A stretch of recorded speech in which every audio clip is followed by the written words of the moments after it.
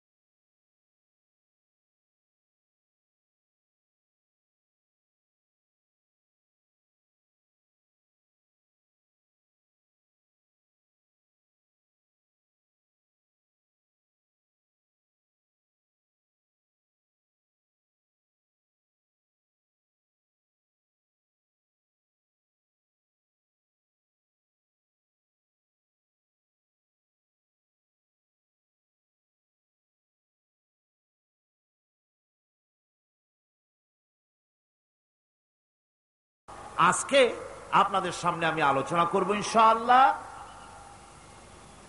ফেরেশতা এবং কিতাব, এই দুটি জিনিসের উপরে, মালাইকা এবং কিতাব। ফেরেশতার উপরে ঈমান আনতে হবে, কিতাবের উপরে ঈমান আনতে হবে। শুধু পূর্ব পশ্চিমে কতগুলো সেজদা দিলেই এতে যদি কপালে দাগও পড়ে যায়, এটি একটি উপমা আল্লাহ দিয়েছেন, একটা উপমা, একটা দৃষ্টান্ত দিয়েছেন যে পূর্ব পশ্চিমে মুখ ঘুরানো এটা একটি উপমামূলক কথা। এটাই যথেষ্ট নয়, ঈমান আনতে হবে, বিষয়টা বুঝতে হবে, আকীদাকে মজবুত করতে হবে। আজকে মালাইকা ফেরেশতা সম্পর্কে আমরা আলোচনা করব, তারপরে কিতাব সম্পর্কে আলোচনা করব। ওমা তৌফিকি ইল্লা বিল্লাহ। ফেরেশতাদের প্রতি ঈমান, এটা হচ্ছে আল্লাহর প্রতি ঈমানের পরিপূর্ণতা মাত্র। আল্লাহর উপরে ঈমানটা পরিপূর্ণ করতে হলে ফেরেশতাদের উপরে বিশ্বাস করতে হবে। এর উদ্দেশ্য শুধু ফেরেশতাদের উপরে স্বীকৃতি দানই নয়, বরং প্রকৃতপক্ষে এই বিশ্ব ব্যবস্থায় তাদের স্থান কি এটা জেনে নিতে হবে।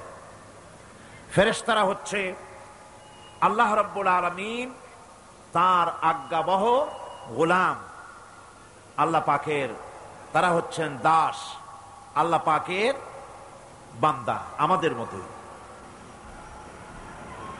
আমরা যেমন আল্লাহর গোলাম, ফেরেশতারাও আল্লাহর গোলাম। এই ফেরেশতা সম্পর্কে পৃথিবীর বিভিন্ন ধর্মের বিভিন্ন রকমের কনসেপশন আছে। এই ফেরেশতাদেরকে ইংরেজিতে অ্যাঞ্জেল বলা হয়, যার চরিত্র খুব ভালো লাগে, লোকেরা বলে অ্যাঞ্জেলিক ক্যারেক্টার, এটা ফেরেশতা ধরনের চরিত্র লোকটা, এরকম বলে থাকে। সুতরাং খ্রিস্টান হোক, ইহুদি হোক, আর হিন্দু হোক, যে কোনো জাতের লোক হোক, ফেরেশতায় তারা বিশ্বাস করে। আর এই ফেরেশতাদের উপরে তাদের বিশ্বাসটা হচ্ছে বিকৃত। কি ধরনের? কারো মতে ফেরেশতা হচ্ছে প্রকৃতির সন্তান, কারো মতে ফেরেশতা হচ্ছে আল্লাহর মেয়ে, নাউযুবিল্লাহি মিন যালিক। যার কারণে সূরা আন-নাজমের মধ্যে আল্লাহ পাক এর প্রতিবাদ করেছেন। আল্লাহ পাক বলছেন, ওরা দাবি করলো ফেরেশতা হচ্ছে আল্লাহর মেয়ে। আল্লাহ পাক বলছেন আলাকুমুদ যাকারু ওয়া লাহুল উনসা তিলকা ইযান কিসমাতুন দিযা। কি হে, তোমরা ছেলেগুলি নিজেদের জন্য নিয়ে নিলে আর মেয়েগুলি আমার ভাগে ফেলে দিলে, এটা কি ধরনের অসম বন্টন? ফেরেশতাকে তারা বলেছে আল্লাহর মেয়ে, আবার কেউ বলেছে ফেরেশতারা আল্লাহর ছেলে। তারপরে কেউ কেউ বলেছে ফেরেশতা হচ্ছে আল্লাহর মদদগার, আবার কেউ কেউ বলেছে ফেরেশতা হচ্ছে মানুষের অভিযোগ শ্রবণকারী, মানুষের প্রয়োজনকারী, প্রয়োজন পূরণকারী। এখন এসব ধারণা এবং বিশ্বাসের কারণে দুনিয়ায় শিরক এবং বিদআতের প্রচলন ঘটেছে। কোরআনে কারীম বিশ্ব ব্যবস্থায় ফেরেশতাদের অবস্থান কি সেটা পরিষ্কার করতে চায়, যাতে করে শিরকের সমস্ত দরজা বন্ধ হয়ে যায় আর তাওহীদের দরজা নির্ভেজাল ভাবে খুলে যায়। ইসলামের মূল বক্তব্যই হচ্ছে তাওহীদকে প্রতিষ্ঠা করা। কি প্রতিষ্ঠা করা?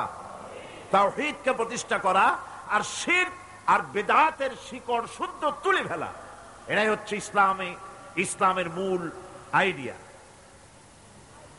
কোরআনের ভাষায় স্পষ্ট করে বলা হয়েছে যে ফেরেশতারা আল্লাহর মেয়েও নয়, আল্লাহর ছেলেও নয়, তারা হচ্ছে আল্লাহর বান্দা। বলুন তো ফেরেশতারা আল্লাহর কি? কোরআনে কারীমে রব্বুল আলামিন বলেন ওয়াকালু ইত্তাখাযার রাহমানু ওয়ালাদান সুবহানাহু বাল ইবাদুম মুকরামুন। কাফেররা বলে দয়াময় কাউকে পুত্র বানিয়ে নিয়েছেন। পবিত্র সেই সত্তা যার সম্পর্কে তারা এই বাজে কথাগুলি বলে, তার কোনো ছেলেও নাই, তার কোনো মেয়েও নাই। ফেরেশতারা তো তার সম্মানিত বান্দা মাত্র। ইবাদুম মুকরামুন, ফেরেশতা হচ্ছে সম্মানিত বান্দা। সুবহানাল্লাহি ওয়া বিহামদিহি। ফেরেশতারা হচ্ছে আল্লাহর কি?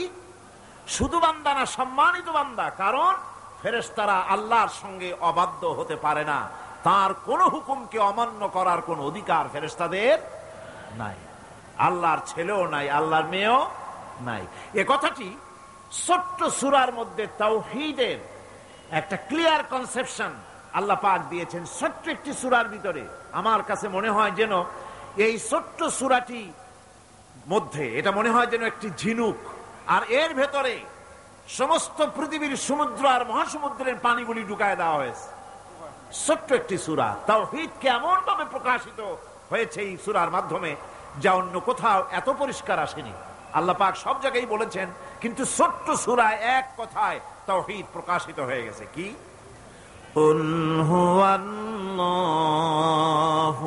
আহাদ। পড়েন সবাই, কুল হুয়াল্লাহু আহাদ আল্লাহুস সামাদ লাম ইয়ালিদ ওয়া লাম ইউলাদ ওয়া লাম ইয়াকুল লাহু কুফুয়ান আহাদ। আল্লাহ রাব্বুল আলামিন বলেন, নবী আপনি বলুন, আল্লাহ এক এবং একক। তিনি বেনিয়াজ, কারো মুখাপেক্ষী তিনি নন। তিনি কাউকে জন্ম দেন নাই, তাকেও কেউ জন্ম দেয়নি। আকাশ আর জমিনে ওই আল্লাহ রাব্বুল আলামিনের সমকক্ষ কেউ নাই। তিনি এক এবং একক। এই ফেরেশতারা হচ্ছে তার অনুগত বান্দা। ফেরেশতারা আল্লাহ পাকের ছেলেও নয়, মেয়েও নয়। এক মুহূর্তের জন্য ফেরেশতারা চুপ করে বসে থাকে না। যার যে কাজ আছে সেই কাজ নিয়ে তারা ব্যস্ত আছে। তারা ওয়াজিফা পাঠ, তাসবিহ পাঠের মধ্যে ব্যস্ত থাকে। অগণিত অসংখ্য ফেরেশতা, কেউ তো সিজদায় পড়ে আছে, কেউ রুকুতে পড়ে আছে, কেউ নামাজে দাঁড়ায় আছে, কেউ তো তাসবিহ পাঠ করতেছে। কোরআনে কারীম বলছে ইউসাব্বিহুর রা'দু বিহামদিহি ওয়াল মালাইকাতু মিন খিফাতিহি। আল্লাহ পাক বলেন, বিজদি প্রশংসার সাথে আল্লাহ পাকের গুণকীর্তন করে, আর সমস্ত ফেরেশতারা আল্লাহকে ভয় করে ভীতির সাথে আল্লাহর তাসবিহ পাঠ করতে থাকে। সমস্ত ফেরেশতারা আল্লাহর তাসবিহ পড়ে। আপনাদের মনে আছে আল্লাহ পাক যখন হযরত আদমকে সৃষ্টি করবেন বললেন ইন্নী জাইলুন ফিল আরদি খলিফা, ফেরেশতারা বলেছিলেন নাহনু নুসাব্বিহু বিহামদিকা ওয়া নুকদ্দিসু লাক, আমরাই তো তাসবিহ পড়ি, আমরাই তো আপনার হাম পড়ি, আপনার তাসবিহ পড়ি, সবকিছুই তো আমরা করি, পবিত্রতা ঘোষণা করি। এর দ্বারা প্রমাণিত হয় ফেরেশতারা সার্বক্ষণিক ভাবে আল্লাহর তাসবিহ পাঠের মধ্যে তারা রত আছে, সব সময় আল্লাহর জিকির আজগারের ভেতরেই তারা ডুবে আছে। وَلَهُ مَنْ فِي السَّمَاوَاتِ وَالْأَرْضِ وَمَنْ عِنْدَهُ لَا يَسْتَكْبِرُونَ عَنْ عِبَادَتِهِ وَلَا يَسْتَحْسِرُونَ। আসমান এবং জমিনে যা কিছু আছে এবং তার কাছে যা কিছু আছে সব আল্লাহর তাসবিহ পাঠে নিরত আছে। আর ফেরেশতারা তো বন্দিগি করছে আল্লাহ পাকের, আর কখনোই তারা অবদ্ধচারণ করে না, আর কখনো তারা আল্লাহ পাকের জিকির থেকে, তাসবিহ পাঠ থেকে তারা ক্লান্ত হয় না। আল্লাহ পাক তাদের সম্পর্কে আবার বলেন ইউসাব্বিহুনাল লাইলা ওয়ান নাহারা লা ইয়াফতুরুন। এই ফেরেশতারা রাত দিন তার প্রশংসায় পড়ে থাকে, কখনই শৈথিল্য প্রদর্শন করে না, কখনই আল্লাহর জিকির থেকে, তাসবিহ থেকে তারা বিরত থাকে না। এ ধারণার মধ্য দিয়ে কোরআনে কারীম মানুষকে স্পষ্ট করে বলছে যে ফেরেশতারা হচ্ছে আল্লাহর গোলাম, আল্লাহর বান্দা। তারা তোমাদের প্রয়োজন পুরা করতে পারে না, তারা তোমাদের ভাগ্যের কোনো উন্নতি করে দিতে পারে না, তারা আল্লাহর ছেলেও নয়, আল্লাহর মেয়েও নয়, এরা হচ্ছে আল্লাহর বান্দা। এই ফেরেশতাদের মাধ্যমে আল্লাহ রাব্বুল আলামিন আরেকটি কাজ নিয়ে থাকেন, তা হচ্ছে নবী এবং রাসূলদের কাছে এই ফেরেশতার মাধ্যমে আল্লাহ পাক বাণী প্রেরণ করেন। নবী রাসূলদের কাছে বাণী আনে কারা? আল্লাহর ফেরেশতা। এ কারণেই তাদের মাধ্যমে আল্লাহ পাক নবী রাসূলদের কাছে আল্লাহর বাণী পাঠান, যে এই ফেরেশতারা ওই বাণীর ভিতরে কোন রকম হ্রাস বৃদ্ধি করে না, তারা আল্লাহর অবাধ্য নয়, ওর মধ্যে তারা বাড়ায়ও না, তারা কমায়ও না, কোনো ক্ষমতা তাদের নাই। কোরআনে কারিমে আল্লাহ পাক বলছেন ইন্নাহু লাকাউলু রাসূলিন কারীম ذي قوة عند ذي العرش مكين مطاع ثم أمين। নিঃসন্দেহে এক সম্মানিত বার্তাবাহকের বর্ণনা, এক ফেরেশতার বর্ণনা। আরশ অধিপতির কাছে তিনি সম্মানিত। জিবরাইল আলাইহিস সালামের কথা বলা হচ্ছে। হযরতে জিবরাইল আমিন তিনি আল্লাহর কাছে সম্মানিত, অনুগত এবং তিনি বিশ্বাসী। আল্লাহ পাকের পক্ষ থেকে তিনি বাণী বহন করে নিয়ে আসেন, আর এর ভিতরে কোন রকম হ্রাস বৃদ্ধি করার কোন ক্ষমতা ফেরেশতার নাই। আল্লাহ পাক বলছেন ওয়া ইন্নাহু লাতানজিরু রাব্বিল আলামিন নাযালা বিহির রূহুল আমিন। নিঃসন্দেহে এটা হচ্ছে রব্বুল আলামিনের পক্ষ থেকে অবতীর্ণ করা কিতাব, যা নিয়ে বিশ্বস্ত আত্মা অবতরণ করেছেন, অর্থাৎ হযরতে জিবরাইল আমিন। আল্লাহ পাক তাকে বিশ্বস্ত বলেছেন, শাদীদুল কুওয়া বলেছেন, প্রচন্ড ক্ষমতা তার, আল্লাহ পাক বলেছেন। এর থেকে জানা গেল যে ফেরেশতাদের প্রতি ঈমান শুধু আল্লাহর প্রতি ঈমানের জন্যই নয়, বরং কিতাবের প্রতি, নবীদের প্রতি ঈমান আনার জন্য ফেরেশতাদের প্রতি ঈমান আনা জরুরি। ফেরেশতাদের উপর ঈমান আনা কি জরুরি, অত্যন্ত জরুরি। ফেরেশতাদের উপর তৃতীয় আরেকটি কারণে ঈমান আনতে হয়, সেটা হচ্ছে আল্লাহ পাক তাদের মাধ্যমেই কাজগুলি করে থাকেন। ফেরেশতারা হচ্ছে আল্লাহ পাকের রাষ্ট্রীয় কর্মচারী, আল্লাহ পাকের স্টাফ। তাদের মাধ্যমে আল্লাহ কোথাও বৃষ্টি দেন, কোথাও রহমত পাঠান, কোথাও গজব দেন, কোথাও ভূমিকম্পের সৃষ্টি করেন, কোথাও জলোচ্ছ্বাস, কোথাও ক্ষুধা, কোথাও দারিদ্র ইত্যাদি পৃথিবীর ভিতরে আযাব, গজব, শান্তি যা কিছু আল্লাহ পাক করতে চান এই ফেরেশতাদের মাধ্যমেই তা করে থাকে। এক কথায় ফেরেশতারা হচ্ছে আল্লাহ পাকের রাষ্ট্রীয় কর্মচারী। এই কথা এভাবেই বিশ্বাস করতে হবে যে ফেরেশতারা কখনো অবাধ্য হয় না, অবাধ্য হওয়ার কোনো ক্ষমতাই তাদের নাই। তারা আল্লাহ পাকের বাধ্যগত আজ্ঞাবহ কর্মচারী। ফেরেশতাদের উপরে ঈমানটা এই পর্যন্তই আমি আপনাদের সামনে বললাম। ফেরেশতাদের প্রতি ঈমান আনার ব্যাপারে এই তিনটি কথা আপনাদের সামনে পেশ করেছি। এখন 3 নম্বরে যে কথাটি বিশ্বাস করতে হবে সেটা হলো কিতাব। কিসের উপর ঈমান? কিতাবের প্রতি ঈমান। ইসলামের পরিভাষায় কিতাব বলতে বোঝানো হয় সেই বাণীকে, সেই নির্দেশকে, সেই গ্রন্থকে যা মানুষের হেদায়েতের জন্য আল্লাহর পক্ষ থেকে অবতীর্ণ করা হয়েছে। এই অর্থের প্রেক্ষিতে কিতাব হচ্ছে সেই আল্লাহ রাব্বুল আলামিনের বাণী, যিনি এই বাণীকে আল্লাহ পাক ফেরেশতার মাধ্যমে নবীদের কাছে প্রেরণ করেছেন। এই কিতাব গোটা পৃথিবীর মধ্যে আল্লাহ রাব্বুল আলামিন 104 খানা কিতাব পাঠিয়েছেন। তার মধ্যে 100 খানা হচ্ছে সহিফা, আর 4 খানা হচ্ছে বড় বড় কিতাব। তার মধ্যে সর্বশেষ যে কিতাবখানি তার নাম হচ্ছে কোরআন। জোরে বলেন, তার নাম কি? আল কোরআন। এটি হচ্ছে সবচেয়ে বড় কিতাব এবং মুকাম্মাল কিতাব। অন্যান্য কিতাবগুলিতে যা বলা হয়েছে তার থেকে অনেক বেশি শরীয়তকে মুকাম্মাল করে আল্লাহ রাব্বুল আলামিন কোরআনে কারীমের মধ্যে এটাকে পরিপূর্ণ করে দিয়েছেন। নবুয়ত আর কিতাব দুটি জিনিসের ভিতরে একটা সম্পর্ক আছে। নবুয়ত এবং কিতাব দুটোই আল্লাহর পক্ষ থেকে আসছে। নবুয়ত আসছে কার কাছ থেকে? আর কিতাব আসছে আল্লাহর কাছ থেকে। নবুয়ত এর দাবি কেউ নিজের থেকে করতে পারে না। এই কথা আমি বহুবার আপনাদের সামনে আলোচনা করেছি। নবী দাবির ভিত্তিতে হয় না, নবী আল্লাহ বানান। ইলেকশন করে, নির্বাচন করে এমপি বানানো যায়, মন্ত্রী বানানো যায়, প্রেসিডেন্ট বানানো যায়, চেয়ারম্যান বানানো যায়, মেম্বার বানানো যায়, কিন্তু ইলেকশন করে নবী বানানো যায় না। নবী ইলেকশনে হয় না, নবী হয় কিসে? সিলেকশন। নবী কিসে হয়? সিলেকশনে। সিলেকশনটা করেন কে? আল্লাহ রাব্বুল আলামিন। সুতরাং নবী আল্লাহর কাছ থেকে আসে, আর কিতাবও আল্লাহর কাছ থেকে আসে। নবী যদি কিতাব ছাড়া আসতেন, খুব ভালো করে বোঝেন, নবী যদি কিতাব ছাড়া আসতেন আর কিতাব যদি নবী ছাড়া আসতো, তাহলে মানুষের ধর্ম পালন, জীবনের কর্তব্যবোধ, জীবন পরিচালনা এবং ধর্মকে অনুধাবন করা দারুণভাবে সুকঠিন হয়ে পড়ত।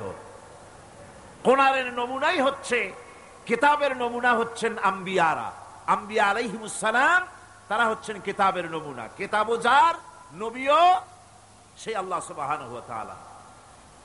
কোরআন হচ্ছে একটা থিওরি, আর নবীরা হচ্ছেন, কিতাব হচ্ছে থিওরি, নবীরা হচ্ছেন তার প্র্যাকটিক্যাল। থিওরি আর প্র্যাকটিক্যাল দুটো জিনিস এক নয়। যেমন আমি যদি কাগজে লিখি র দন্তেশ্ব গয় ওকার লয় লয় আকার, কাগজে লিখে দিলাম, কি হলো কন্ত? বলুন সবাই, কি হলো? এখন যদি আপনারা এটার উপরে চাটেন, মিষ্টি লাগবে? বলবেন মিষ্টি কেমনে লাগবে, ওর মধ্যে দুধ নাই, চিনি নাই। আচ্ছা ঠিক আছে, লিখে দিলাম দুধ, চিনি ইত্যাদি যা যা লাগে সব লিখা কাগজটারে গোল বানাই দিলাম। এখন যদি চাবান, তাও কি মিষ্টি লাগবে? লাগবে না। মিষ্টি লাগবে কি হলে? দুধ কিনতে হবে, ছানা বানাতে হবে, চিনির শিরা তৈরি করতে হবে, তারপরে রসগোল্লা বানাতে হবে, এরপরে আপনি ফ্রিজে রাখবেন, চামচ দিয়ে কাটবেন, মজা করে খাবেন, তখন আপনার ভালো লাগবে। ঠিক কিনা? এখন ভালো লাগলো কেন? যেহেতু এটা প্র্যাকটিক্যালে আসছে। আর আগে কাগজ চেটেছেন, কাগজ চাবাইছেন, ভালো লাগে নাই, কারণ থিওরি চাবাইছেন। প্র্যাকটিক্যালে না আসা পর্যন্ত মজা পাওয়া যাবে না। সেই জন্যে কোরআন হচ্ছে একটা থিওরি, কাগজে লেখা একটা থিওরি। এই থিওরিটা আল্লাহ রাব্বুল আলামিনের। এই থিওরি যদি প্র্যাকটিক্যাল না থাকে, মডেল না থাকে, আদর্শ না থাকে, তাহলে তা পালন করা মানুষের জন্য দুঃসাধ্য, সুকঠিন। এই জন্য আল্লাহ সুবহানাহু ওয়া তাআলা কোরআনের মুজাসসাম নমুনা হিসেবে পেশ করেছেন মুহাম্মদুর রাসূলুল্লাহ সাল্লাল্লাহু আলাইহি ওয়াসাল্লাম। তিনি হচ্ছেন কোরআনের মডেল, সুবহানাল্লাহ বিহামদিহি। যার জন্য তিনি স্পষ্ট করে বলতে পেয়েছেন যে কথা কেউ বলতে সাহস পায়নি, যে কথা নবী বলেছেন। আল্লাহর নবী বলেছেন, ও আমার সাহাবীরা, দিনের আলোতে তোমরা আমার ভিতরে যা দেখতে পাও, রাতের বেলায় আমার ভিতরে তোমরা যা দেখতে পাও। ও আমার স্ত্রীরা, দিনের আলোতে আমার ভিতরে যা দেখতে পাও, রাতের আধারে আমার মধ্যে যা দেখতে পাও, যে সব আচরণ, আমার চলাফেরা, দিন ও রাতের আলোচনাগুলি, দিন ও রাতের চরিত্রগুলি, দিন ও রাতের আমার কর্তব্য পালন, আমার মধ্যে যা দেখতে পাও সবগুলি খুলে খুলে মানুষের সামনে বলে দাও। এই কথা তো আর কেউ বলতে পারেনি পৃথিবীতে। নবীরা ছাড়া এত বড় কথা পৃথিবীর আর কেউ বলতে সাহস পাবে না। কথা ঠিক কিনা গণ? জোরে বলেন, পারবে বলতে? যত বড়ই মুহাদ্দিস হোক, মাওলানা হোক, খাজা বাবা হোক, নামের আগে যতই 5 হাত লম্বা ডিগ্রি লাগান না কেন, কাগজে যখন নাম লেখে হুঁশ থাকে না। কত যে লেখে, কি যে লিখলে, শুধু নামের সামনে আলাইহিস সালাম টুক বাদ রাখে। হ্যাঁ, সব লিখে আবেগের ঠেলায় অস্থির হয়ে যায়। কোন ব্যক্তি আছেন যিনি বলতে পারবেন আমার শৈশবকালীন, যৌবনকালীন, বৃদ্ধকালীন, রাতের, দিনের সব ঘটনা মানুষের কাছে বলে দাও? কেউ কি পারবে বলতে? না, কেবলমাত্র পারবে আম্বিয়া আলাইহিমুস সালাম। যেহেতু আল্লাহ রাব্বুল আলামিন তাদেরকে কন্ট্রোল করেছেন, হেফাজত করেছেন, তারা হচ্ছেন চরিত্রের আধার, অনুপম চরিত্রের উৎস, উৎকৃষ্ট নমুনা, যাদের চরিত্রের ভিতরে কোনো কালিমা নাই, ভুল নাই, গুনাহ নাই। মুহাব্বতের সাথে বলেন সুবহানাল্লাহ।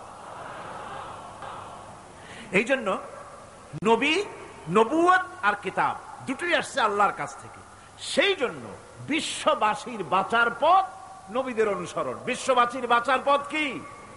নবীদের অনুসরণ। আল্লাহ রাব্বুল আলামিন তিনি কিতাব পাঠিয়েছেন, কিতাবের উপর ঈমান আনা লাগবে। আর নবীও তিনি পাঠিয়েছেন। সাধারণ নেতা নবীদের ভিতরে পার্থক্য হলো আকাশ আর জমিনের, গালফ অফ ডিফারেন্স। আকাশ আর জমিনের পার্থক্য, সাধারণ নেতা আর নবী, এর মধ্যে পার্থক্য কতখানি? আকাশ আর জমিনের। এর থেকেও যদি বড় দৃষ্টান্ত দেওয়া যায় তো তাই। কারণ হচ্ছে এই পৃথিবীতে পথপ্রদর্শক হিসেবে শিক্ষক, পণ্ডিত, ধর্মগুরু, রাজনৈতিক নেতা, বাপ দাদা, দার্শনিক, যারাই পৃথিবীতে আবির্ভূত হয়েছেন, নবীদের সঙ্গে তাদের মৌলিক একটা পার্থক্য আছে। সে মৌলিক পার্থক্য হচ্ছে সাধারণ লোকের, সাধারণ নেতারা সিদ্ধান্ত নেন মন মস্তিষ্ক প্রসূত জ্ঞান দিয়ে। এই জন্য তাদের সিদ্ধান্ত দিয়ে দেশ এবং জাতির স্থায়ী কোনো কল্যাণ সাধিত হয় না। আল্লাহ রাব্বুল আলামিন বলেন, মা ইয়ানতিকু আনিল হাওয়া ইন হুয়া ইল্লা ওয়াহয়ুন ইউহা।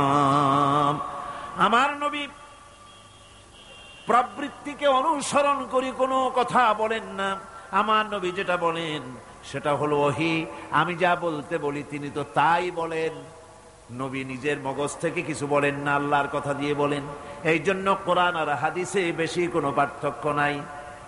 কোরআন হলো, কোরআনের ভাব এবং ভাষা দুটোই আল্লাহ রাব্বুল আলামিনের, আর হাদিসের ভাষাটা শুধু আল্লাহর নবীর, আর ভাবটা হচ্ছে আল্লাহ রাব্বুল আলামিনের। নবীরা যা বলেন তাই সত্য। এই জন্য নবীদের কথার ভিতরে কোনো বক্রতা নাই, নবীদের কথার ভিতরে কোনো বক্রতা নাই, কোনো শটতামি নাই, কোনো প্রবঞ্চনা নাই। নবীদের কথা হচ্ছে ডাইরেক্ট, আল ওয়াদুহ ওয়াস সারাহা, পরিষ্কার বক্তব্য তারা রাখেন, যেখানে কোনো বক্রতার বিন্দু মাত্র লেশ নাই। সাধারণ নেতারা লোভ লালসা, এবং স্বার্থপরতায় থেকে ঊর্ধ্বে উঠতে পারে না। নবীরা সমস্ত স্বার্থের ঊর্ধ্বে। কোন আলহামদুলিল্লাহ। স্বার্থের ঊর্ধ্বে কারা? নবীরা। আল্লাহ পাক বলছেন, ইয়াত্তাবিউনা ইল্লা যান্না ওয়া মা তাহওয়াল আনফুস। আল্লাহ পাক বলেন সাধারণ নেতাদের ব্যাপারে কোরআন পরিষ্কার করে বলছে যে তারা নিজেদের মন মস্তিষ্ক এবং নিজেদের হাওয়া, নিজেদের প্রবৃত্তির অনুসরণ করে চলে। আর যারা নাকি প্রবৃত্তির অনুসরণ করে, মন মস্তিষ্ক নিজস্ব বুদ্ধির অনুসরণ করে, তাদের সম্পর্কে আল্লাহ পাক বলেন, ওয়ামা লাহুম বিহি মিন ইলমিন ইয়াত্তাবিউনা ইল্লা যান্না ওয়া ইন্নায যান্না লা ইউগনি মিনাল হক্কি শাইআ। তাদের কাছে সত্যিকারের কোনো জ্ঞান নাই, তারা তো নিজেদের আন্দাজ এবং অনুমানের ভিত্তিতে চলে। আর আন্দাজ আর অনুমান কোনোদিন হকের দাবি মিটাতে পারে না। হক যেটা, হকের দাবি আন্দাজ আর অনুমান কোনোদিন পূরণ করতে পারে না। আল্লাহর জ্ঞান হচ্ছে পারফেক্ট জ্ঞান। সেই জ্ঞান দিয়ে আল্লাহ পাক নবীদের কাছে বাণী পাঠিয়েছেন। কোরআনে কারীম বলছে, ওয়ামান আযাল্লু মিম্মান ইত্তাবা হাওয়াহু বিগাইরি হুদাম মিনাল্লাহ। তার চাইতে গোমরাহ আর কে হতে পারে? তার চাইতে পথভ্রষ্ট আর কে হতে পারে? যে আল্লাহ পাকের পক্ষ থেকে বাণী আসার পরেও যে ব্যক্তি নিজের হাওয়ার অনুবর্তন করে, যে ব্যক্তি নিজের নফসের অনুবর্তন করে, নফসকে প্রবৃত্তিকে অনুসরণ করে, তার থেকে গোমরাহ আর কেউ হতে পারে না। পক্ষান্তরে নবী এবং রাসূলগণ তারা আল্লাহর জ্ঞানকে অনুসরণ করে চলেন। এই জন্য যেখানেই আল্লাহ পাক নবীদের কথা বলেছেন, সেখানে আল্লাহ পাক বলেছেন নবীদেরকে জ্ঞান দিয়েছি আমি। নবীদের জ্ঞান দিয়েছে কে? একথা আপনারা বিশ্বাস করবেন, মনে প্রাণে বিশ্বাস করবেন। একজন নবীও পৃথিবীর কোন শিক্ষা কেন্দ্র থেকে একাডেমিক কোয়ালিফিকেশন অর্জন করেন নাই। কোন নবী title pass, MA pass, BA pass, এই ধরনের প্রাতিষ্ঠানিক কোন সনদ তাদের কাছে নাই। অথচ তারা যা বলেছেন তা বিশ্বের সর্বশ্রেষ্ঠ কথা। কিনা জোরে গণ? আপনার আমার নবী জনাবে মুহাম্মদুর রাসূলুল্লাহ সাল্লাল্লাহু আলাইহি ওয়াসাল্লাম জীবনেও তিনি লিখতে জানেন নাই, পড়তে জানেন না, সই করতে জানেন না, নিজের নামটা কেমনে লিখবেন তাও তিনি জানেন না। সুলহ হুদায়বিয়ার দিনে, হুদায়বিয়ার সন্ধির দিনে সন্ধিপত্র লেখা হলো, হুজুরের নাম লেখা হলো মিম মুহাম্মাদুর রাসূলুল্লাহ। তার পক্ষ থেকে কুরাইশদের মধ্যে চুক্তিপত্র লেখা হচ্ছে। কুরাইশরা বলল, মুহাম্মদ সাল্লাল্লাহু আলাইহি ওয়াসাল্লামের নামের সামনে যদি রাসূলুল্লাহ লেখো তাহলে তো চুক্তির কোনো দরকার নাই, আমরা তো তাকে রাসূল মানি না, নাউযুবিল্লাহ। মুহাম্মদ বিন আব্দুল্লাহ যদি লেখো তাহলেই আমরা এই চুক্তি মানব।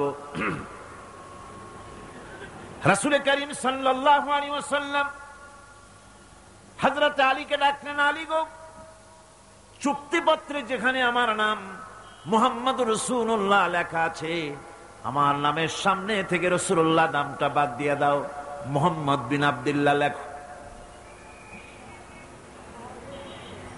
হযরত আলী বলছেন, ইয়া রাসূলুল্লাহ, সারা জীবন আপনার গোলামি করেছি, যা বলেছেন তাই শুনেছি, জীবনটাও আপনার জন্য দেওয়ার জন্য প্রস্তুত আছি, ভবিষ্যতেও যত কথা বলবেন সব মাথা পেতে মেনে নেব, কিন্তু আজকের এই হুকুম আমার পক্ষে মানা সম্ভব হবে না।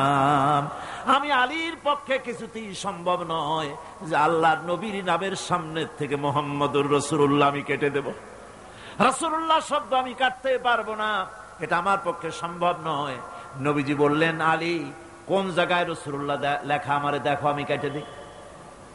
আমার বন্ধুগণ, নাম লিখতে জানেন না, সই করতে পারেন না, পড়তে জানেন না, তিনি বলতেছেন, ইন্নামা বুইসতু মুআল্লিমান, আমি পৃথিবীতে প্রেরিত হয়েছি শুধুমাত্র শিক্ষক হিসেবে দুনিয়ায় এসেছি।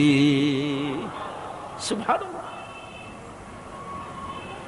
দুনিয়ার কোন শিক্ষা প্রতিষ্ঠানে আল্লাহ রাব্বুল আলামিন তার হাবিবকে পড়ান নাই, যেহেতু তিনি তো বিশ্ব নবী। আমার নবী কি নবী? জোরে কন না, কি নবী? আপনার আমার নবী বিশ্ব নবী। বিশ্ব নবী সাধারণ মানুষের কাছে কি পড়বে? যে পড়াবে তার মগজ তো ছোট, তার জ্ঞান তো সীমিত। সীমিত জ্ঞান দিয়া বিশ্ব নেতারে কি শিখাবে, বিশ্ব নবীরে কি শিখাবে? এই জন্য আল্লাহ রাব্বুল আলামিন বিশ্ব নবীর শিক্ষক আল্লাহ পাক নিজে হয়ে গেলেন। কোরআনে কারীম বলছে, যখনই নবীদের জ্ঞানের কথা এসেছে তখনই আল্লাহ পাক বলেছেন আমি জ্ঞান দিয়েছি। লক্ষ্য করুন, হযরত ইব্রাহিম আলাইহিস সালাম তার পিতাকে ডেকে বলছেন, ইয়া আবাতি ইন্নী ক্বাদ জাআনি মিনাল ইলমি মা লাম ইয়াতিকা ফাত্তাবি'নি আহদিকা সিরাতান সাবিয়্যা। হে পিতা, বিশ্বাস করো আমার কাছে এমন এক জ্ঞান এসেছে যা তোমার কাছে নাই, যা তোমার কাছে আসেনি। তুমি আমার অনুসরণ করো, আমি তোমার সোজা পথ দেখাই দেবো। সুবহানাল্লাহ। তুমি আমাকে অনুসরণ করো, যেহেতু আমার কাছে যে জ্ঞান আসছে ওই জ্ঞান তোমার কাছে নাই। ইব্রাহিম আলাইহিস সালামের কাছে কার জ্ঞান আসছে? আল্লাহ রাব্বুল আলামিনের জ্ঞান। লূত আলাইহিস সালামকে নবুয়ত প্রদান করে আল্লাহ রাব্বুল আলামিন বলছেন, ওয়ালুতান আতাইনাহু হুকমান ওয়া ইলমা। আমি লূতকে আমার পক্ষ থেকে জ্ঞান দান করেছি, হিকমত দিয়েছি, বিজ্ঞান শিক্ষা দিয়েছি, আমি তাকে ইলম দান করেছি। সুবহানাল্লাহ। আমি তাকে ইলম দিয়েছি। মুসা আলাইহিস সালাম সম্পর্কে আল্লাহ পাক বলেন, ওয়ালাম্মা বালাগা শুদ্দাহু ওয়াস্তাওয়া আতাইনাহু হুকমান ওয়া ইলমা। মুসা আলাইহিস সালাম যখন বয়স সন্ধিক্ষণে পৌঁছে গেলেন, যখন তিনি পূর্ণ বয়স প্রাপ্ত হলেন এবং তিনি যখন নিজেকে সম্পূর্ণ লালন পালন করার কাজ যখন তার সম্পূর্ণ হয়ে গেল, আমি তখন আমার পক্ষ থেকে তাকে ইলম দান করেছি, জ্ঞান দান করেছি, হিকমত দিয়েছি, জ্ঞান দিয়েছি।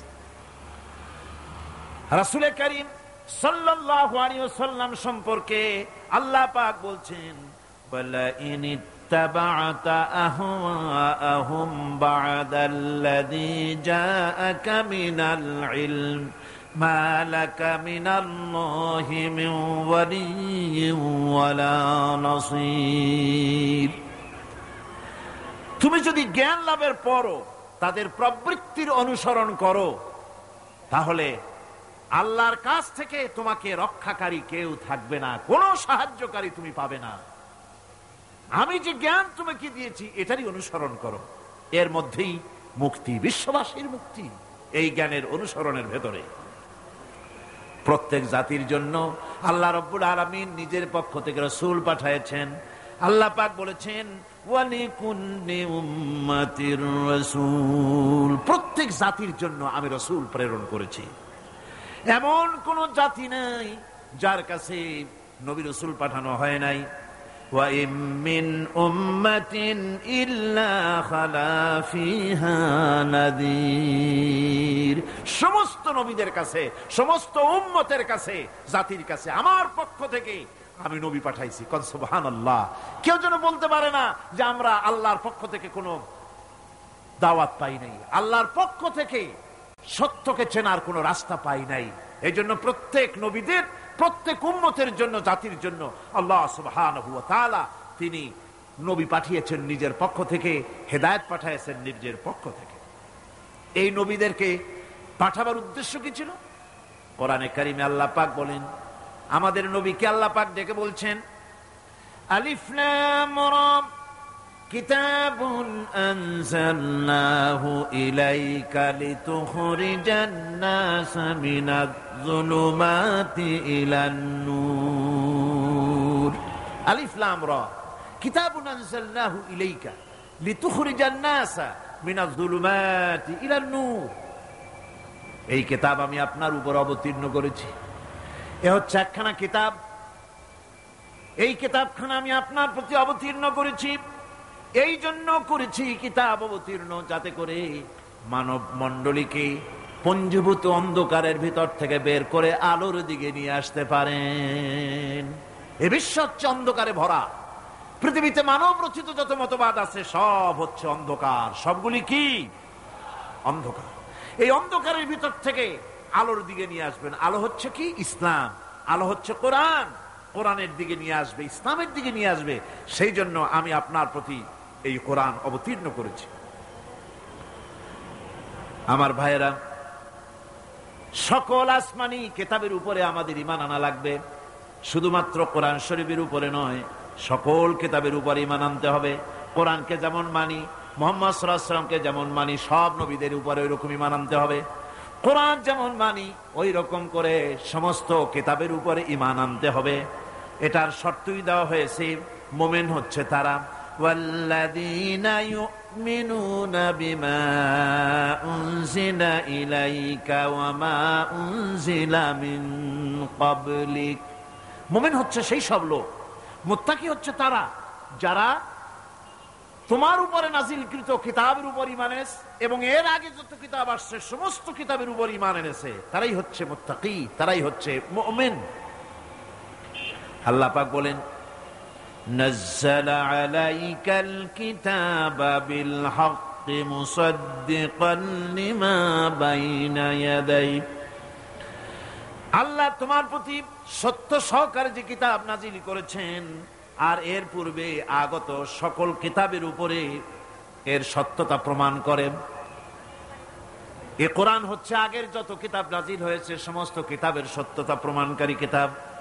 এই জন্য মুমিনদেরকে বলতে বলা হয়েছে, কুল আমান্না বিল্লাহি ওয়া মা উনজিলা আলাইনা ওয়া মা উনজিলা আলা ইব্রাহিমা ওয়া ইসমাঈলা ওয়া ইসহাকা ওয়া ইয়াকুবা ওয়াল আসবাত। বলো, আমরা ঈমান এনেছি আল্লাহর প্রতি, আমাদের প্রতি অবতীর্ণ কিতাবের প্রতি, আর ইব্রাহিম, ইসমাইল, ইসহাক, ইয়াকুব এবং তার আওলাদদের প্রতি যে কিতাব অবতীর্ণ হয়েছে সমস্ত কিতাবের উপর আমরা ঈমান এনেছি। وما أوتي موسى وعيسى والنبيون من ربهم لا نفرق بين أحد منهم ونحن له مسلمون। আর মুসা, ঈসা, অন্যান্য নবীদের উপরে যত কিতাব অবতীর্ণ হয়েছে সমস্ত কিতাবের উপরে আমরা ঈমান আনতেছি। আর আমরা হচ্ছি আল্লাহ পাকের আজ্ঞাবহ, আমরা হচ্ছি আল্লাহ পাকের বান্দার মধ্যে আমরা শামিল। আল্লাহ পাক বলছেন, এই পৃথিবীতে আমি যত নবী পাঠাইছি সমস্ত নবীদের সাথে তিনটা জিনিস দিয়েছি। কয়টা জিনিস? তিনটি জিনিস দিয়েছি সমস্ত নবীদেরকে। লাকাদ আরসালনা রুসুলানা বিল বায়িনাতি ওয়া আনজালনা মাআহুমুল কিতাবা ওয়াল মিজানা লিয়াকুমান নাসু বিল কিসত। নিঃসন্দেহে আমি নবীদেরকে স্পষ্ট নিদর্শনাদি সহ এই পৃথিবীতে পাঠিয়েছি এবং সেই সঙ্গে তাদেরকে কিতাব দিয়েছি আর তাদেরকে মিজান দান করেছি, বাইয়িনাত দান করেছি। তিনটা জিনিস দিয়েছি, এক দিলাম বাইয়িনাত, আর এক দিলাম কিতাব, আর এক দিলাম মিজান। কয়টা হলো? তিনটা। বাইয়িনাত কি? বাইয়িনাত হলো, বাইয়িনাত বলা হয় এমন জিনিসগুলি কি যা একজন নবীর আচার আচরণ দেখে বুঝতে পারা যায় নিঃসন্দেহে ইনি আল্লাহর নবী। সুবহানাল্লাহ। এটাই হচ্ছে বাইয়িনাত। তার চরিত্র, তার আচার আচরণ এগুলি প্রমাণ করে তিনি নবী। আমার বন্ধুগণ, হযরতে খাদিজা রাদিয়াল্লাহু তাআলা আনহা যখন ইসলামের দাওয়াত পেয়েছিলেন, আল্লাহর নবীর পক্ষ থেকে যখন দাওয়াত পেলেন, নবুয়তের তাওহীদের যখন দাওয়াত পেয়েছিলেন, একজন স্ত্রী হিসেবে তার স্বামীর প্রতি এত শ্রদ্ধা, স্বামীর প্রতি এত ভক্তি শ্রদ্ধা, অনাবিল ভক্তি শ্রদ্ধা, যার কারণে হযরতে খাদিজা একটা মুহূর্তের জন্য, এক সেকেন্ডের জন্য দেরি করেন নাই, কোনো প্রশ্ন তোলেন নাই যে আপনি নবী হইলেন কেমনে। অথবা আপনার মধ্যে তো এই জিনিস দেখছি, আপনি নবী হইলেন কেমনে? এমন কোন কথা বলেন নাই। যখনই নবুয়তের তাওহীদের দাওয়াত পেলেন মা খাদিজাতুল কুবরা, সঙ্গে সঙ্গে তিনি পড়ে নিলেন লা ইলাহা ইল্লাল্লাহু মুহাম্মাদুর রাসূলুল্লাহ। মা খাদিজা বললেন, আবুল কাসিম, বিগত 15টি বছর পর্যন্ত আপনার ভিতরে যে আচরণ দেখেছি, এ আচরণ, এ চরিত্র কোন সাধারণ মানুষের হতে পারে না। অবশ্যই আপনি আল্লাহর নবী, কোন সন্দেহ, আমার কোন দ্বিধা নাই, এর মধ্যে কোন প্রশ্ন নাই, নিঃসন্দেহে আপনি আল্লাহর নবী। সুবহানাল্লাহ। তার চরিত্রই প্রমাণ করে নবীদেরকে বাইয়িনাত দেওয়া হয়েছে, এমন চরিত্র আচার আচরণ দেওয়া হয়েছে যাতে করে লোকেরা অভিভূত হয়ে যায়, আকৃষ্ট হয়ে যায়। হযরতে যায়েদ, তিনি তো কৃতদাস ছিলেন, হারায় গেলেন বাপ মা থেকে, আর এরপরে কুদরত তারে মুহাম্মদ সাল্লাল্লাহু আলাইহি ওয়াসাল্লামের ঘরে উঠায় দিল। তিনি তখনও আল্লাহর নবী, তখনও নবুয়তের দায়িত্ব পান নাই। যায়েদের পিতার কাছে খবর হয়ে গেল যায়েদ আছে রাসূলের বাড়িতে, মুহাম্মদ সাল্লাল্লাহু আলাইহি ওয়াসাল্লামের বাড়ি মক্কায়। তারা এসে হুজুরের সঙ্গে দেখা করে বললেন, মুহাম্মদ সাল্লাল্লাহু আলাইহি ওয়াসাল্লাম, জানতে পেরেছি আপনার কাছেই আমাদের ছেলে যায়েদ আছে, মেহেরবানি করে তাকে আমাদেরকে ফিরায় দেন। হুজুর বলেন, যায়েদ যদি তোমাদেরকে চিনতে পারে আর যদি যেতে চায়, আমার পক্ষ থেকে কোনো আপত্তি নাই, অবশ্যই যাবে। তবে যায়েদ যদি যেতে না চায়, আমি এমন লোক নই যে কেউ আমার কাছে থাকতে চাইলে আমি জোর করে তাকে ঠেলেও দিতে পারি না, আমি তেমন লোক নই। পিতা বললেন, আপনি অবশ্যই যুক্তিপূর্ণ কথা বলেছেন। হযরতে যায়েদকে আনা হলো। হুজুর বললেন, তুমি কি চেনো এদের? কি? যায়েদ বললেন, চিনি, ইনি আমার বাবা, উনি আমার চাচা। যায়েদের পিতা বলেন, বাবারে বাড়ি চলো, তোমার মা কেঁদে কেঁদে হয়রান, চলো বাড়ি যাই, বাড়ির যা কিছু আছে সব তোমাকে ফিরিয়ে দেওয়া হবে। হযরতে যায়েদ বলতেছেন, পিতা,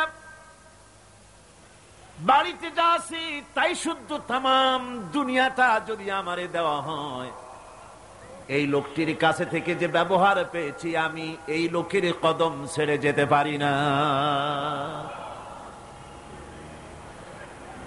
তার চরিত্রই প্রমাণ করে তিনি নবী। কি ব্যবহারটা পেয়েছেন। হযরত আনাস রাদিয়াল্লাহু তাআলা আনহু ছোট মানুষ, 8 বছর বয়সের সময় হুজুরের খাদেম হয়ে হুজুরের বাড়িতে আসছেন। আচ্ছা, 8 বছর বয়সের কিশোর ভুল তো করতেই পারে। গরম পানি চাইলে ঠান্ডা পানি এনে দেবে, স্যান্ডেল চাইলে জুতো আনবেন, বিছানা বিছাইতে বললে উঠাই দেবে, এটা স্বাভাবিক। কিশোর মানুষ, ছোট মানুষ। এবার শুনুন, বাইয়িনাত কারে বলে? নবীদের বাইয়িনাত আল্লাহ যে দিয়েছেন সেটা কি জিনিস? সেটা হলো উন্নত মানের চরিত্র, তার ব্যবহার, ওঠা বসা, যা দেখলে মানুষ বুঝতে পারে তিনি আল্লাহর নবী। হযরতে আনাসের মুখে শুনুন। হযরতে আনাস রাদিয়াল্লাহু তাআলা আনহু বলেন, একাধিক ক্রমে টানা 10টি বছর রাসূলের খেদমতের ভিতরে নিয়োজিত ছিলাম। 10টি বছরের ভিতরে একটা দিনের জন্য নবীজি আমাকে ধমক দিয়ে কথা বলেন নাই। এটা ধমক দিলেন না আমারে, এটা করছো কেন, এটা করো নাই কেন? সুবহানাল্লাহি ওয়া বিহামদিহি। গোটা পৃথিবীর সমস্ত মুমিন মুসলমানদের, পুরুষ আর নারীদের জীবন, কলিজা, রক্ত রাসূলের কদম মোবারক উৎসর্গ হয়ে যায়। কারে বলে নবী রাসূল? কি চরিত্র! বাইয়িনাত।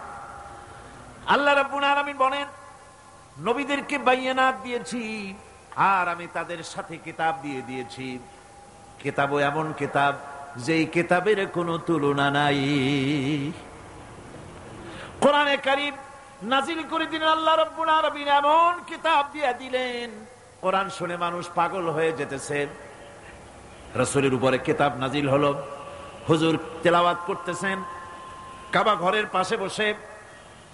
হজের মৌসুম এসেছে, আবু জাহাল ঘরে ঘরে গিয়া বলতেছে, আমার দেশে একটা পাগল হয়েছে, নাউজুবিল্লাহ, তারে জেনে ধরেছে, খবরদার তার কাছে যাবা না, কি বলে তাও শুনবা না।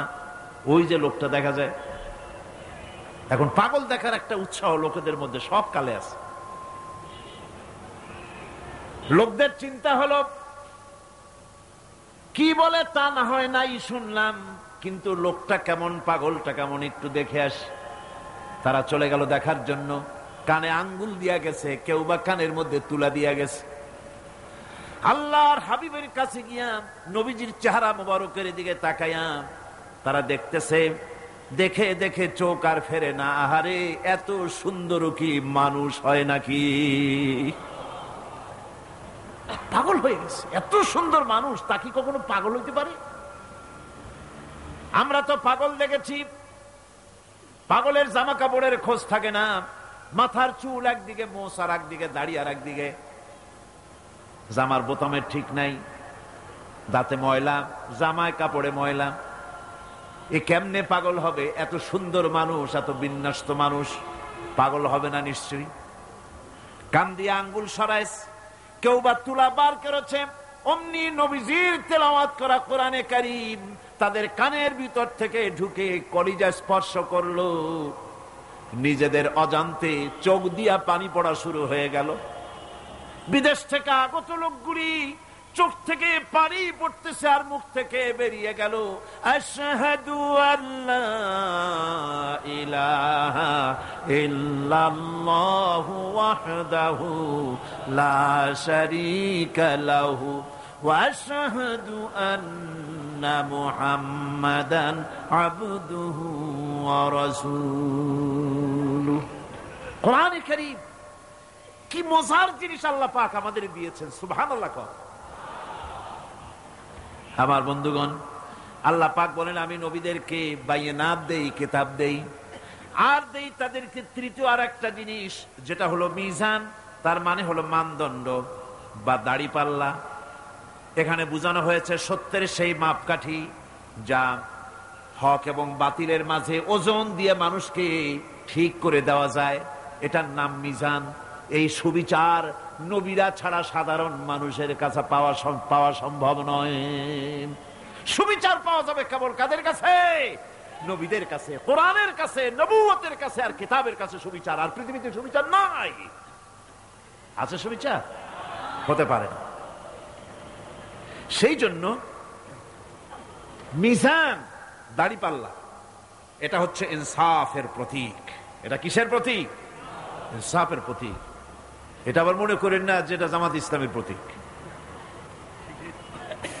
গ্রাম থেকে কিছু লোক আসছে, ঢাকা হাইকোর্টের সামনে গিয়ে দেখে বিরাট দাড়িপাল্লা টানানো।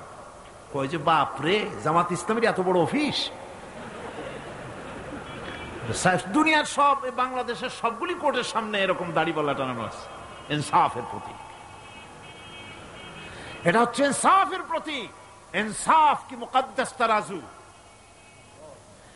এই পবিত্র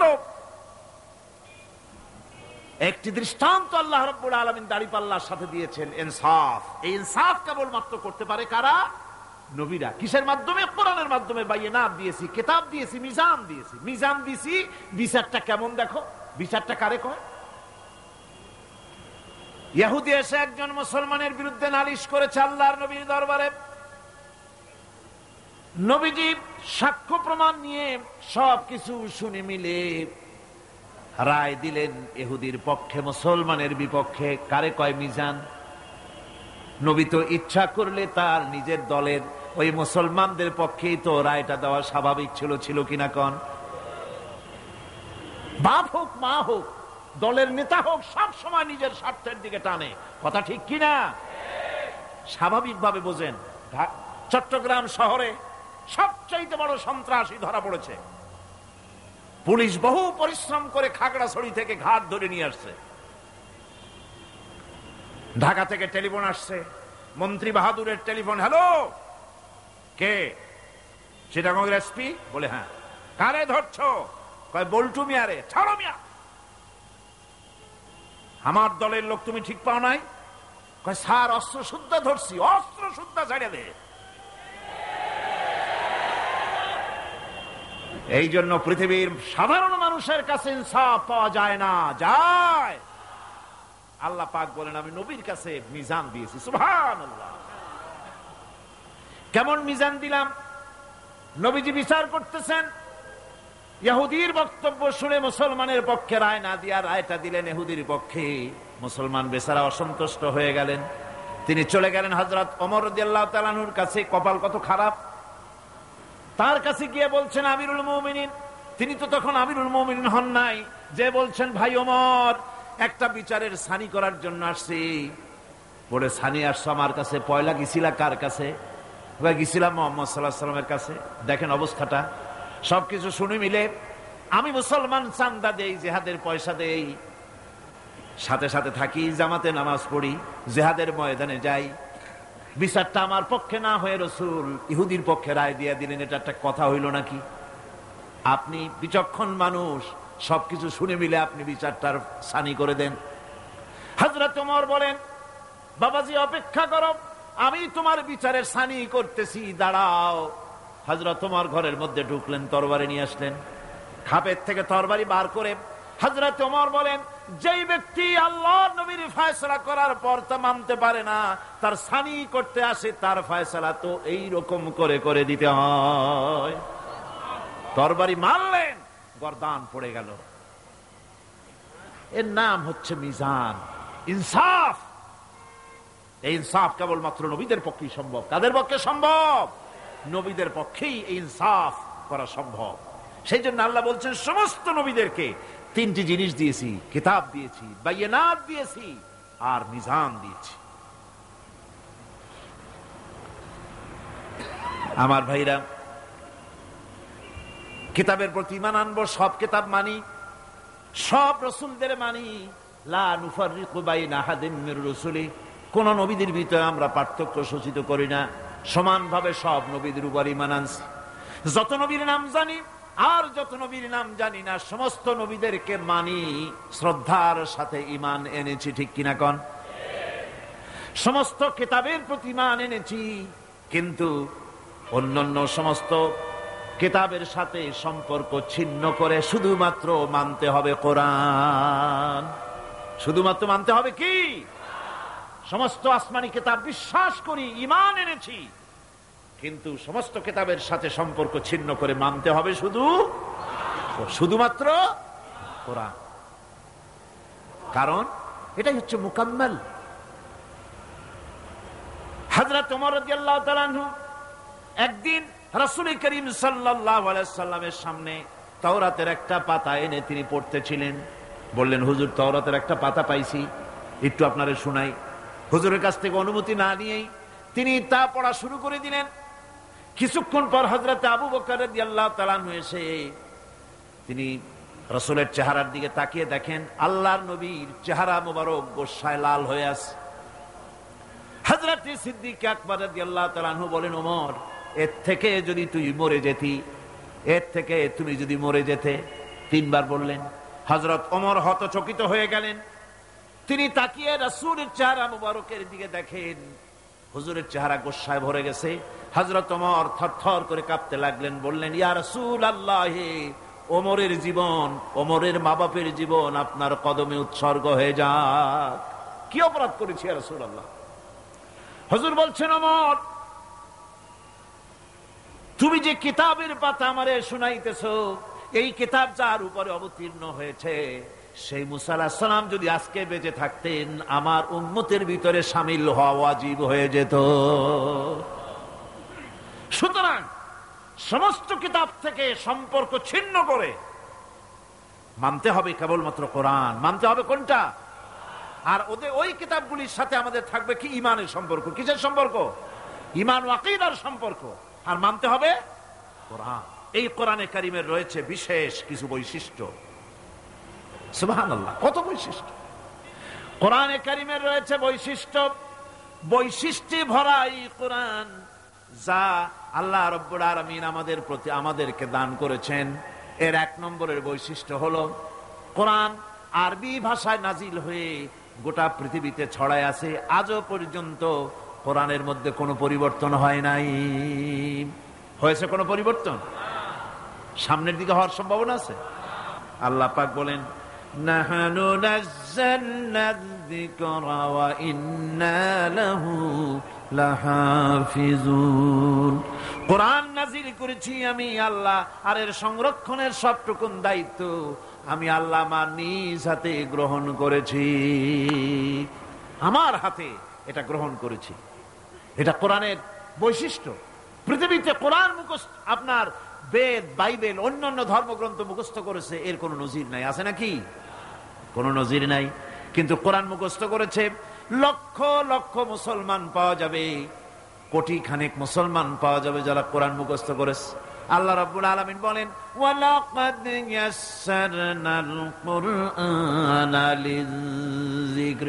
কোরআন মুখস্থ করার জন্য আমি আল্লাহ বান্দাদের কাছে আমি সহজ করে দিয়েছি। এই পৃথিবীতে কোরআনের বড় বৈশিষ্ট্য হচ্ছে কোরআনের চাইতে বেশি পড়া হয়েছে এমন কোন কিতাব পৃথিবীতে আছে? নাম করেন, নাম করেন, বলেন। এমন কোন কিতাব পৃথিবীতে নাই। আমার ভাইরা, এমন মজার কিতাব মানুষ বুঝেও পড়ে না বুঝেও পড়ে, রাতের বেলায় তাহাজ্জুদের নামাজ পড়ে কোরআন তেলাওয়াত করে আর চোখের পানি দিয়ে দাড়ি ভিজে যায়।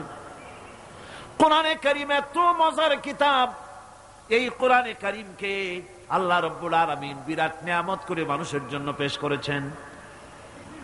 আর এই কোরআনেরই অনুসরণ করতে হবে, বৈশিষ্ট্যগুলি বুঝতে হবে। আর এই কোরআনের অনুসরণ করা লাগবে, কারণ কোরআনকেই একমাত্র অনুসরণযোগ্য কিতাব বলে আল্লাহ সর্বশেষ এই কিতাব নাজিল করেছেন। আল্লাহর পক্ষ থেকে আর একটা বাণীও মানুষের জন্য আসবে না। আসবে নাকি? আল্লাহর পক্ষ থেকে আখিরি কালাম। আল্লাহ পাক বলছেন ইন্না আনজালনা ইলাইকাল কিতাবা বিল হক লিতাহকুমা বাইনান নাসি বিমা আরাকাল্লাহ। আমি এই কিতাবকে সত্য সহকারে তোমার উপরে অবতীর্ণ করেছি, যাতে করে এই সত্য জ্ঞান এবং বিচার ফয়সালা তুমি মানুষের মধ্যে করতে পারো। সেই জন্য আমার পক্ষ থেকে এই কিতাব তোমার উপরে সত্য সহকারে অবতীর্ণ করেছি। এই কিতাবেরই অনুসরণ করতে হবে কেবলমাত্র, আর কোনটার নয়। সুতরাং কোরআনের প্রতি ঈমান আনার লক্ষ্যে কোরআনের বিশুদ্ধতা সম্পর্কে সন্দেহ এবং সংশয় দূর করা জরুরি। কোরআনের প্রতি আমাদের কি কোনো সন্দেহ আছে? জোরে বলেন, আছে? আলহামদুলিল্লাহ কোন কোন আলহামদুলিল্লাহ। আল্লাহ রাব্বুল আলামিন প্রথমে তো চ্যালেঞ্জ করেছিলেন, তোমরা যদি সন্দেহ পোষণ করো কোরআনের ব্যাপারে, তাহলে কোরআন শরীফের মতো করে একখানা কিতাব বানায় আনো। এই চ্যালেঞ্জের মোকাবেলা দুনিয়া কেউ করতে পারে নাই। এরপরে আল্লাহ পাক বলেছেন, পারলা না গোটা কোরআন, কোরআনের মতো করে 10টা সূরা বানায় আনো। তাও সাড়া পাওয়া গেল না, কাউকে পাওয়া গেল না। পরে আল্লাহ পাক সর্বশেষ চ্যালেঞ্জ করলেন, ইন কুনতুম ফি রাইবিম মিম্মা নাযালনা আলা আবদিনা ফাআতু বিসূরাতিন মিন মিসলিহি ওয়াদউ শুহাদাআকুম মিন দুনিল্লাহি ইন কুনতুম সাদিকিন। বান্দারে, যদি সন্দেহ করো যে এই কিতাব আমার নবীর বানানো, আমি নাজিল করি নাই, পারলে কোরআন শরীফের ছোট্ট সূরার মতো করে একটা সূরা বানাও। এই চ্যালেঞ্জ কত বছরের হলো? ১৫০০ বছরের পৃথিবীর মানুষের আল্লাহর এই চ্যালেঞ্জের মোকাবেলায় মানুষের, বিশ্ববাসীর নীরবতা প্রমাণ করে কোরআনে কারীম নির্ভুল ভাবে আল্লাহর কালাম। ১৫০০ বছর ধরে বিশ্ব মানবের নীরবতা, এই চ্যালেঞ্জের মোকাবেলায় গোটা বিশ্ব নীরব। কথা ঠিক কিনা? কেউ সরব হয়েছে নাকি? কোরআনের মতো করে সূরা বানাও না পারলে। নবীর ব্যাপারে কথা বলেছে, নবীকে মিথ্যা নবী বলেছে, বলেন নাউজুবিল্লাহ। নবীকে পাগল বলেছে, কবি বলেছে, জাদুকর বলেছে, গণক বলেছে। কিন্তু কোরআন আল্লাহর নয়, মানুষের বানানো, এই কথা বলার সাহস কেউ করে নাই। কারণ হলো কোরআন যদি বলে যেটা মানুষের বানানো, তাহলে লোকেরা তারে ধরবে, তুমিও তো মানুষ, বানাও তো দেখি কোরআনের মতো করে সূরা। এই সাহস কেউ করে নাই, করবেও না। আমার বন্ধুগণ, কোরআন যেইভাবে নাজিল হয়েছিল নবীজির কাছে, ঠিক ওইভাবে আজও পর্যন্ত আছে না? নাই? আছে কিনা? আর কিয়ামত পর্যন্ত, চিল্লা এখন, কিয়ামত পর্যন্ত থাকবে। আল্লাহ পাক বলেন, ইন্না আলাইনা জামআহু ওয়া কুরআনা ফাইদা ক্বারানাহু ফাত্তাবি' কুরআনা সুম্মা ইন্না আলাইনা বায়ানা। একে সংগ্রহ করা এবং পড়িয়ে দেওয়া আমার দায়িত্ব। কোরআন শরীফ সংগ্রহ করা এবং এটাকে পড়ায় দেওয়ার দায়িত্ব আমি আল্লাহর। অতএব তুমি যখন একে পড়ো, তখন তোমার সেই কোরআনকে অনুসরণ করবে, আর এর অর্থ বুঝিয়ে দেওয়ার দায়িত্ব আমি আল্লাহর। রাসূল করিম সাল্লাল্লাহু আলাইহি ওয়াসাল্লাম কোরআন শরীফ নাজিল হচ্ছিল, আর তেলাওয়াত করতে গিয়ে, মুখস্থ করতে গিয়ে তাড়াহুড়ো করতেছিলেন। বারবার জিহ্বা ওড়াচ্ছেন, রাসূলের মুখস্থ করতে কষ্ট হচ্ছে। এই দৃশ্য আল্লাহ রাব্বুল আলামিনের বরদাশত হলো না। রব্বুল আলামিন তার হাবিবকে শোনালেন, লা তুহাররিক বিহি লিসানাকা লিতাজালা বিহি। নবী হে, কোরআনে কারীম মুখস্থ করার জন্য জিহ্বা এত নাড়াচাড়া করার কোনো দরকার নাই, এত পেরেশান হওয়ার কোনো প্রয়োজন নাই। আমার জিব্রাইল আপনার প্রতি যখন কোরআন অবতীর্ণ করবে, আমার জিব্রাইলের সাথে মাত্র একবার তেলাওয়াত করবেন, আপনার সিনার ভিতরে গোটা কোরআনে কারীম জামায়ে দেওয়ার মালিক আমি আল্লাহ রাব্বুল আলামিন। আমি মুখস্থ করাই দেব। হাবিব, আপনি পড়তে জানেন না, সেটা তো আমি জানি। আমি আপনারে পড়াবো, আমি আপনারে শিখাবো, আমি আপনাকে তেলাওয়াত করে ব্যাখ্যা করে বুঝাবার তৌফিক দিয়ে দেব। আর যদি আপনি ভুলে যান, সানুকরিউকা ফালা তানসা ইল্লা মা শাআল্লাহ। আমি এমন ভাবে তোমাকে পড়াবো যে অবশ্যই তুমি তা ভুলতে পারবে না। সুবহানাল্লাহ। আর আল্লাহ যদি কোনো জিনিস ভুলাতে চান, সেটা স্বতন্ত্র কথা। আমি এমন ভাবে পড়াবো তুমি ভুলবা না। সুবহানাল্লাহ ওয়া বিহামদিহি। আল্লাহ রাব্বুল আলামিন তিনি বলছেন তার হাবিবকে, ওয়াতলু মা উহিয়া ইলাইকা মিন কিতাবি রাব্বিক লা মুবাদদিলা লিকালিমাতি। তোমার প্রতি তোমার প্রভুর পক্ষ থেকে যে কিতাব অবতীর্ণ হয়েছে তা তুমি তেলাওয়াত করো। কোরআন শরীফ বেশি বেশি তেলাওয়াত করো। নবীজিকে তেলাওয়াত করতে বলা হয়েছে, আর বলা হয়েছে আল্লাহর কথা কেউ পরিবর্তন করতে পারবে না। বেশি বেশি তেলাওয়াত করো, তোমার উপরে যা অবতীর্ণ হয়েছে তেলাওয়াত করো। এটা শুধু নবীর জন্যই নয়, গোটা উম্মতের জন্য তেলাওয়াতের হুকুম। তেলাওয়াত করো। কোরআন শরীফ যে পৃথিবীর বুকে অবিকল আছে, তার যতগুলি কারণ, ওর মধ্যে বড় একটা কারণ হলো কোরআন শরীফ যত বেশি মুসলমানেরা পড়ে, এত বেশি কোন ধর্মগ্রন্থ তার অনুসারীরা পড়ে না। ঠিক কিনা? নামাজে তেলাওয়াত করে, এমনি তেলাওয়াত করে, করবে না কেন? কারণ হলো এমন কিতাব আল্লাহ দান করেছেন যার প্রত্যেক অক্ষরে অক্ষরে 10টা করে নেকি আমলনামায় লেখা হয়ে যায়। নবীজি বলেছেন, আমার উম্মতিরা কোরআন পড়ো বেশি করে, কোরআনে কারীমকে তেলাওয়াত করো। কেউ যদি সূরা ইখলাস 3 বার পড়ে, গোটা কোরআন শরীফ একবার খতম করার সওয়াব আল্লাহ দিয়ে দিবেন। আল্লাহর নবী বলেছেন, মুমূর্ষু ব্যক্তির কাছে বসে সূরা ইয়াসিন পড়বে, তাহলে আল্লাহ পাক মুমূর্ষু ব্যক্তির কবরে তার মৃত্যুর আযাবকে কমায়া দিবেন। মুমূর্ষু ব্যক্তির কাছে বসে সূরা ইয়াসিন পড়ো। আপনি মরতেছেন, আপনার ছেলেরে কোরআন শরীফ শিখান নাই, মৌলভী সাহেব কখন আনবে আর কখন কোরআন শরীফ পড়বে? ছেলেরে কোরআন শিখান, মেয়েরে কোরআন শিখান, মরবার সময় যেন তারা কাছে বসে সূরা ইয়াসিন পড়তে পারে।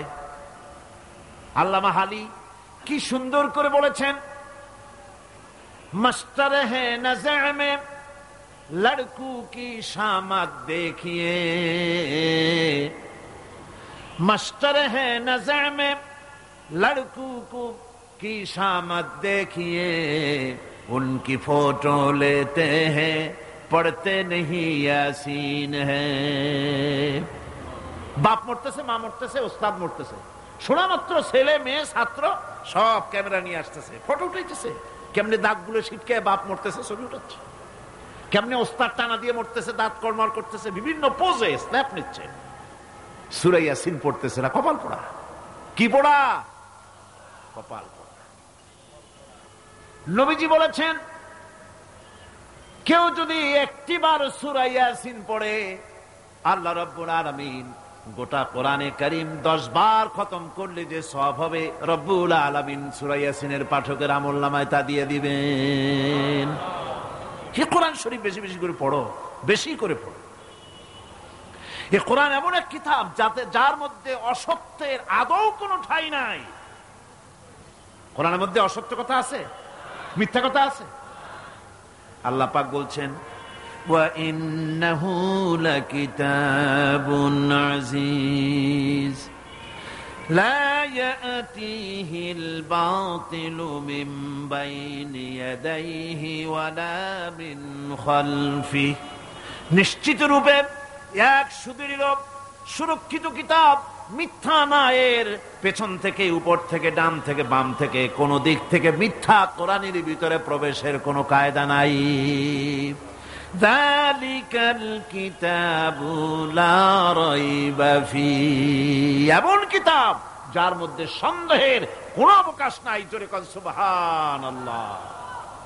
যত বই লেখা হয়, যত লোকেরা বই লেখে, প্রত্যেক গ্রন্থকার বইয়ের ভূমিকায় লেখে যে পাঠক যদি কোনো ভুল ভ্রান্তি পান আমাকে জানাই দিবেন, পরবর্তী সংস্করণে আমি কৃতজ্ঞতার সাথে আমি সংশোধন করে নেব। এরকম কেউ লেখে নাকি? যে আমি যে একখান বই লিখছি, এইরকম বই পৃথিবীতে কেউ লিখতে পারে নাই, কোনো ভুল ভ্রান্তির বালাই নাই। এরকম কেউ বলতে পারছে? পারে না। কোরআনে কারীম এমন কিতাব যার ভূমিকায় শুরু হয়েছে, যে কিতাব পড়তেছো এখানে এমন এক কিতাব, যালিকাল কিতাবু লা রাইবা ফীহি, কোনো সন্দেহ নাই, কোনো ভুল নাই এর মধ্যে। এটা একেবারে সম্পূর্ণ আল্লাহ রাব্বুল আলামিনের পক্ষ থেকে যেভাবে আসছিল ওইভাবেই আছে। এবার আল্লাহ গ্যারান্টি দিচ্ছেন, দুনিয়ার মানুষ যদি কখনো অসসার ভিতরে পড়ে যাও যে নবীজি বুঝি এর মধ্যে কিছু বানায় ঢুকাইছে নাকি, তাহলে আমার পক্ষ থেকে গ্যারান্টি শোনো। কে গ্যারান্টি দিচ্ছেন? জোরে কোন কে?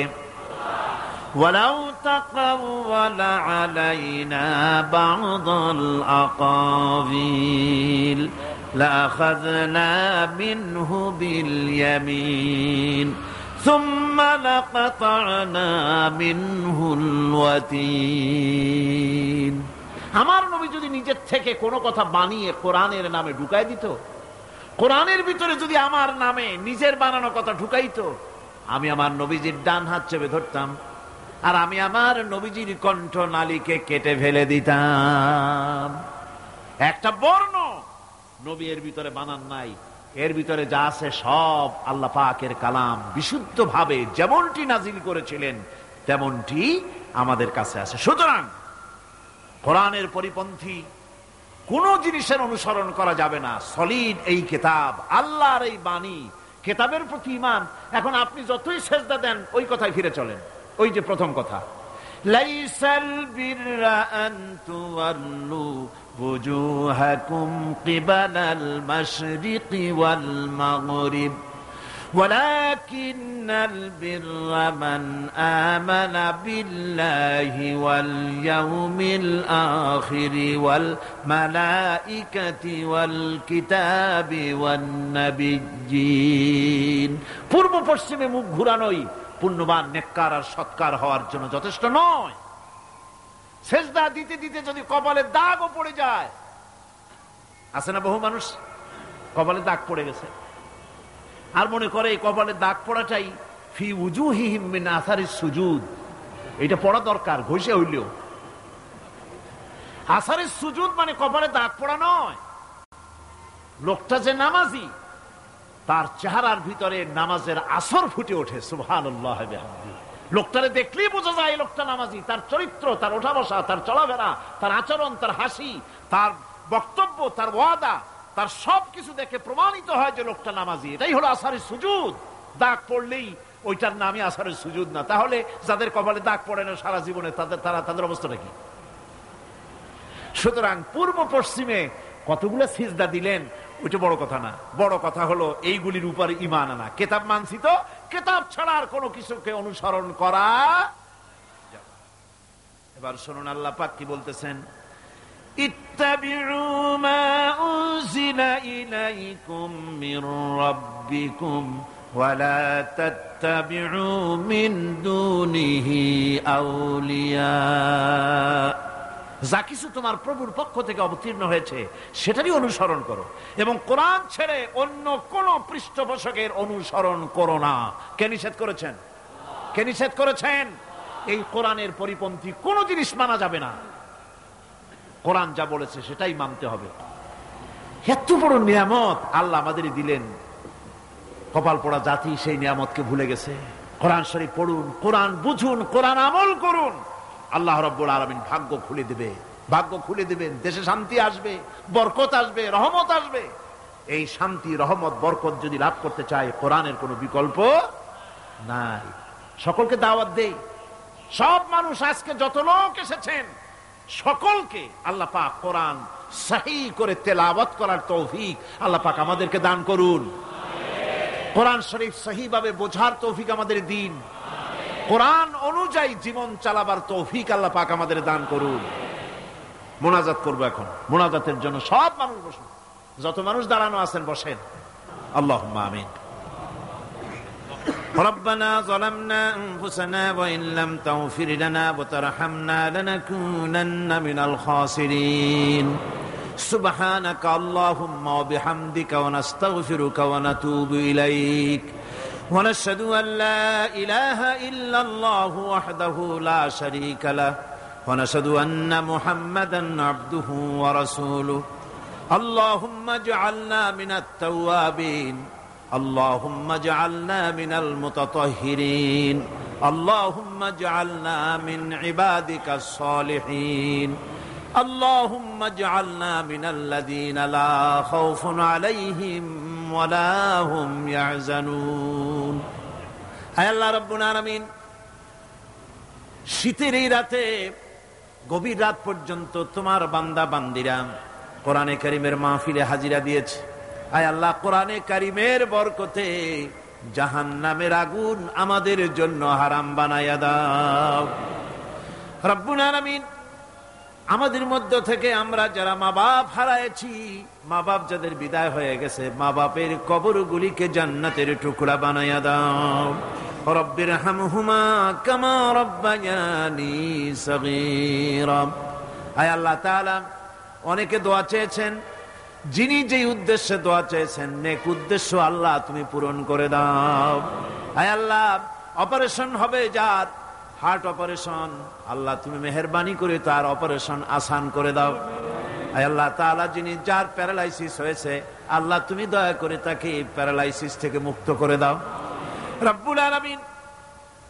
পবিত্র কোরআনে কারীমের মাহফিলে আজ হৃদয়ের সবটুকুন আবেগ উজাড় করে দিয়ে তোমার দরবারে বিনীতভাবে নিবেদন করছি, তুমি আমাদের শরীরে যত নিয়ামত দান করেছো জন্মের পরে, এই নিয়ামতের একটা নিয়ামত মৃত্যুর আগে আমাদের থেকে ছিনায় নিও না। আমাদের দৃষ্টিশক্তি, শ্রবণ শক্তি, বাক শক্তি, স্মৃতি শক্তি, চলৎ শক্তি, আমাদের শরীরে যা তুমি দিয়েছো সবগুলিকে মৃত্যু পর্যন্ত নিয়ামত টিকায়া রাখো। আয় আল্লাহ তাআলা, এ মাহফিলে হাজার হাজার মানুষ দূর দূরান্ত থেকে আসে, দেশ বিদেশ থেকে আসে। সকলের ধারণা কোরআনের মাহফিলে গেলে দোয়া কবুল হয়ে যাবে। আয় আল্লাহ, দোয়া করার মালিক, দোয়া কবুলের মালিক তুমি। তোমার বান্দারা যার দিলে যে দুঃখ আছে, কষ্ট আছে, সব দুঃখ কষ্ট দূর করে দাও। ربنا تقبل منا إنك أنت السميع العليم وتب علينا إنك أنت التواب الرحيم سبحان ربك رب العزة عما يصفون وسلام على المرسلين الحمد لله رب العالمين واجعل آخر كلمتنا عند الموت لا إله إلا الله محمد رسول الله السلام عليكم ورحمة الله